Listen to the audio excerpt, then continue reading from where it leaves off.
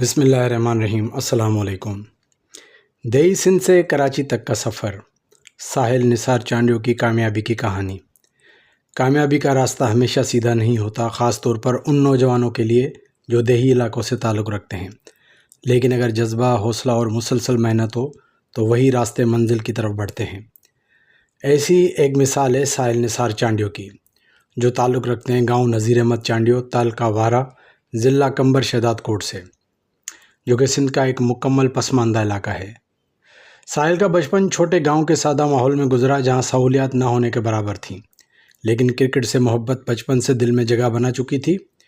ان کے والد نثار احمد کراچی میں نوکری کرتے تھے، اسی لیے چند سال بعد خاندان کو کراچی منتقل ہونا پڑا۔ یہی منتقلی ساحل کے لیے زندگی کا نیا موڑ ثابت ہوئی۔ کراچی میں آ کر ساحل نے اپنی تعلیم کے ساتھ ساتھ کرکٹ پر بھرپور توجہ دی۔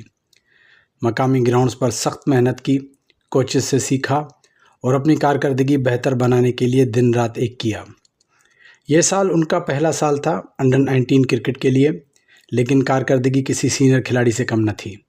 ساحل نثار نے PCB چیلنج کپ میں بھرپور کھیل پیش کیا، جس کے بعد وہ زون 1 سے ریجن انڈر-19 ٹورنامنٹ کے لیے منتخب ہوئے۔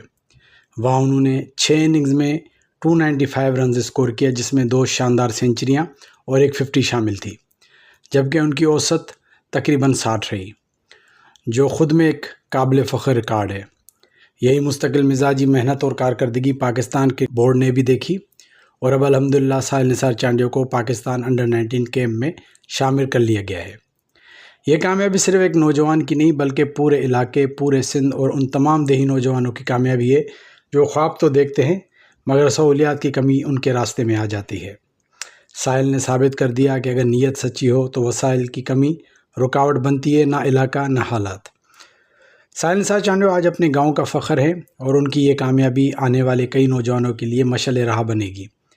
اللہ تعالیٰ انہیں مزید کامیابی عطا فرمائے، اور وہ دن دور نہ ہو جب وہ پاکستان کی قومی ٹیم میں ملک کا نام روشن کرے۔ چلیں جی، اس نوجوان کے حوالے سے اپنی رائے ضرور دیجیے گا اور اپنا بہت خیال رکھیے گا۔ اللہ حافظ۔